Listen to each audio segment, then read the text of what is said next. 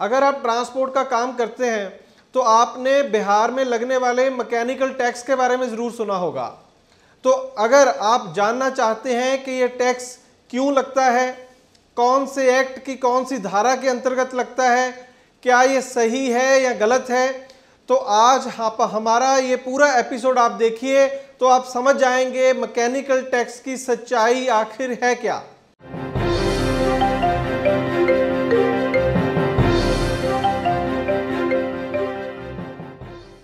नमस्कार, मैं हूं मनिंदर सिंह और आप देख रहे हैं ट्रांसपोर्ट टीवी। जी हां, तो आज हम बात करेंगे बिहार के बॉर्डर्स पर लगने वाले मैकेनिकल टैक्स के बारे में। अगर आप ट्रांसपोर्ट के बिजनेस में हैं तो निश्चित तौर पर आपने सुना होगा, आपको पता होगा या आपने कई बार भरा होगा, बिहार के जो बॉर्डर्स हैं उनकी चेक पोस्ट पर मैकेनिकल टैक्स। जब से हमने ये चैनल शुरू किया है 1 सितंबर 2018 से, तब से हमारे पास जो सबसे ज़्यादा क्वेरी आई है वो आई है कि बिहार में मैकेनिकल टैक्स के बारे में बताइए, ये क्या है, ये क्यों लगता है। अक्सर ये सवाल होता है कि जब हमारी गाड़ी के पास नेशनल परमिट है तो हमें ये टैक्स क्यों देना पड़ता है।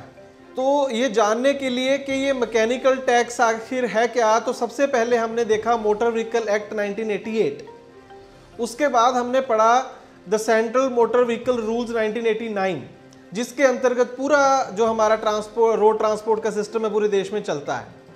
ये दोनों डॉक्यूमेंट पढ़ने के बाद, चेक करने के बाद कहीं भी हमें किसी भी सेक्शन में मैकेनिकल टैक्स शब्द नहीं मिला।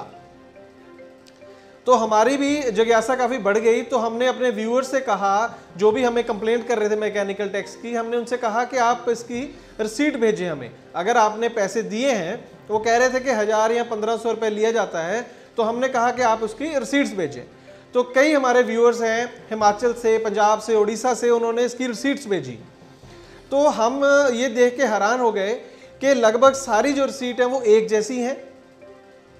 और उससे सबसे बड़ी बात जो पता लगी वो ये थी, जो हमारा शक था वो सही निकला, कि ये कोई टैक्स नहीं है। पहली बात, मैकेनिकल टैक्स नाम की एक्ट के अंदर, कानून के अंदर कोई चीज़ नहीं है। पहले ये बात समझ लीजिए, ये एक चालान है जो चालान किया जा रहा है आपकी गाड़ियों का। हम आपको कुछ इस साइड दिखा रहे हैं, कुछ चालान जो हुए हैं। सबसे पहला जो चालान है ये हिमाचल की गाड़ी है, मई 2018 का है। इस पर आप ध्यान से देखिए, 2 धाराओं में ये चालान हुआ है मोटर व्हीकल एक्ट की, 179 और 192। इसके बाद दूसरा चालान देखिए, ये है उड़ीसा की गाड़ी है, अक्टूबर 2018। इसमें 190(2) की धारा में चालान किया गया है। इसके बाद फिर उड़ीसा की गाड़ी है, नवंबर का है ये 2018 का। इसमें 2 धाराएं लगी हैं, वही 179 और 192। इसके बाद आप देखिए पंजाब का ये चालान है, दिसंबर 2018, अभी ताज़ा ही चालान है। इसमें भी यही दोनों धाराएं लगी हैं, 179 और 192। तो आइए अब जान लेते हैं कि आखिर ये जो धाराएं हैं 179 और 192 ये हैं क्या। ये मोटर व्हीकल एक्ट 1988 की धारा है 179। ये है disobedience of orders, obstruction and refusal of information. Hindi में साफ साफ लफ्जों में कहने का मतलब ये है, इस धारा में आपका चालान किया गया है कि आपके ड्राइवर ने कहना नहीं माना जो अधिकारी है उसका, जहाँ उसके काम में वादा डाली, या उसे जो भी उसने इंफॉर्मेशन मांगी या डॉक्यूमेंट मांगे देने से इनकार किया। ये धारा होती है 179। इसमें 500 रुपये तक का चालान होता है।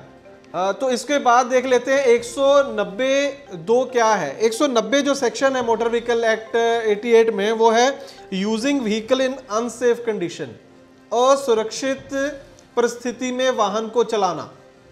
तो जब आपका ये चालान होता है 190(2) के अंतर्गत, तो इसका मतलब ये है कि आपकी गाड़ी रोड सेफ्टी के हिसाब से सही नहीं है। उसमें आप कोई या तो नॉइस पोल्यूशन कर रहे हैं, या एयर पोल्यूशन कर रहे हैं, या वो लोगों की जो सेफ्टी के लिए खतरा है। इस चक्कर में ये चालान होता है। इस धारा में 1000 रुपये का फाइन होता है, और अगर बार बार हो सब्सिक्वेंट दूसरी बार, तो ये 2000 रुपये का फाइन इसके अंदर होता है। तो ये जो आपने अभी जाना, जो 179 और 192, इसमें मैकेनिकल टैक्स जैसी कोई बात ही नहीं है। ये चालान है आपका जो किया जा रहा है। लेकिन इसमें हो क्या रहा है, इसको टैक्स क्यों समझ रहे हैं लोग, क्योंकि ये 1 महीने के लिए किया जा रहा है। वैसे चालान के ऊपर ऐसा कुछ नहीं लिखा, लेकिन जो लोग बिहार रेगुलर जाते हैं उनको पता है कि 1 महीने तक ये डॉक्यूमेंट वैलिड रहता है। तब आपकी गाड़ी कोई रोड सेफ्टी को खतरा नहीं होती है, कोई ऑब्स्ट्रक्शन, किसी ऑर्डर की आप कोई उल्लंघना नहीं करते हैं। हाँ, महीने बाद वो फिर से आपका यही चालान करते हैं और 1000 या 1500 रुपये आपसे लेते हैं। 1000-1500 भी मैंने आपको बताया क्योंकि 179 में 500 रुपये का फ़ाइन है और 192 में 1000 रुपये का फ़ाइन है। अगर वो दोनों धाराएं लगाते हैं तो 1500 का हो जाता है। अगर वो एक धारा लगाते हैं, सिर्फ 192 लगाते हैं, तो आपका 1000 रुपये का चालान हो जाता है। तो ये चालान है जो हर महीने सिस्टमेटिकली वहाँ के जो RTO हैं वो कर रहे हैं। जो हमारे पास ये रिसीट्स आई हैं, ये एक तो रजौली चेक पोस्ट है और दूसरी है ढोबी चेक पोस्ट। ये दोनों बिहार और झारखंड का बॉर्डर है। जब गाड़ियाँ वहाँ से गुजरती हैं, वहाँ से बिहार में एंटर करती हैं झारखंड की तरफ से, तब ये होता है चालान। ऐसा नहीं है कि दूसरी चेक पोस्ट पर नहीं हो रहा है। एक नौबतपुर करके है चेक पोस्ट, ये यूपी बिहार बॉर्डर पर है। यहाँ पर भी हमें ऑपरेटर्स ने बताया, हालांकि अभी रिसीट्स नहीं आई हमारे पास, तो इस बॉर्डर पर भी ये सो कॉल्ड मैकेनिकल टैक्स या चालान इसको कहना चाहिए, वो हो रहा है लगातार। तो अब हमारी समझ में ये बात नहीं आई कि अगर ये चालान है तो ये हर गाड़ी का क्यों हो रहा है? क्या बिहार में जाने वाली हर गाड़ी यही 2 धाराओं का उल्लंघन कर रही है और किसी राज्य में ये चालान नहीं हो रहा? तो क्या वहां पर ये उल्लंघन नहीं हो रहा?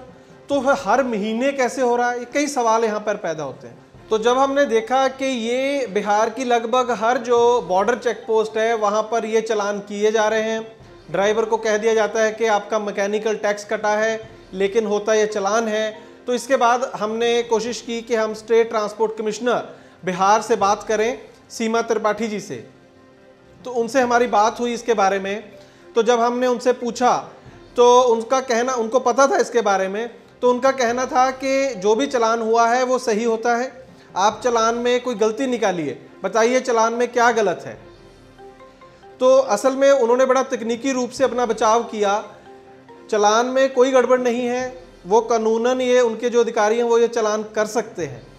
लेकिन हमने उनको कहा कि मैडम ये बताइए कि क्या बिहार में आने वाली हर गाड़ी ये 2 जो ऑफेंस है उनकी, ये जो 2 धाराएं उनका उल्लंघन करती हैं? क्या और किसी राज्य में वो उल्लंघना नहीं कर रही हैं? और दूसरी बात ये बताइए कि हर महीने ही गाड़ियों के ये क्यों चालान हो रहे हैं? एक ही गाड़ी का हर महीने बाद ही चालान होता है, पहले नहीं होता, बाद में नहीं होता। तो उन्होंने ये बात मानने से इनकार कर दी। उन्होंने कहा कि जब भी कोई उल्लंघना होती है हमारे अधिकारी चालान करते हैं, ऐसा नहीं है कि लगातार ऐसे चालान हो रहे हैं। वो ये बात मानने को तैयार नहीं है। तो हमारी ट्रांसपोर्ट टाइम के, ट्रांसपोर्ट टीवी के व्यूअर्स से ये अब दरख्वास्त है कि हमें ये एक मूवमेंट बनानी होगी। अगर आप चाहते हैं कि हम ये लड़ाई आगे कंटिन्यू करें, जारी रखें, मैकेनिकल टैक्स के नाम पर जो बिहार सरकार एक ऑर्गेनाइज्ड लूट कर रही है, एक संगठित कानूनन लूट हो रही है, आपकी हो रहा है कानून के दायरे में, लेकिन उसका मिसयूज हो रहा है, उसका गलत इस्तेमाल हो रहा है।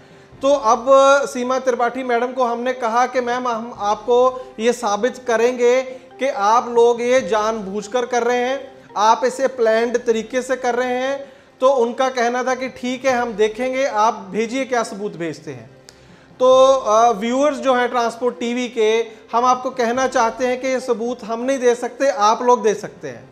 अगर आप चाहते हैं कि मैकेनिकल टैक्स जो बिहार गवर्नमेंट काट रही है आपका, उससे छुटकारा मिले, इन गलत चालानों से छुटकारा मिले, तो आपको एक काम करना होगा।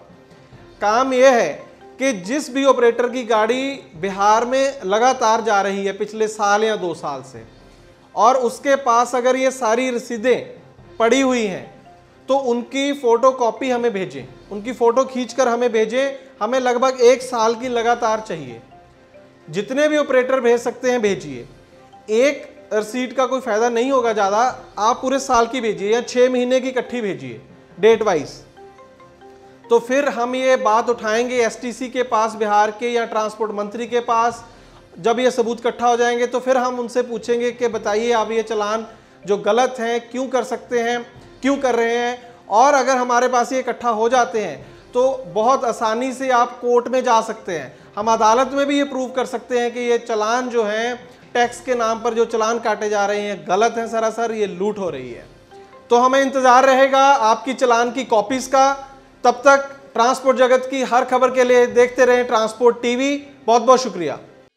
ट्रांसपोर्ट टीवी को अभी सब्सक्राइब करें और बेल आइकन भी जरूर दबाएं ताकि ट्रांसपोर्ट जगत की कोई भी खबर छूट ना जाए।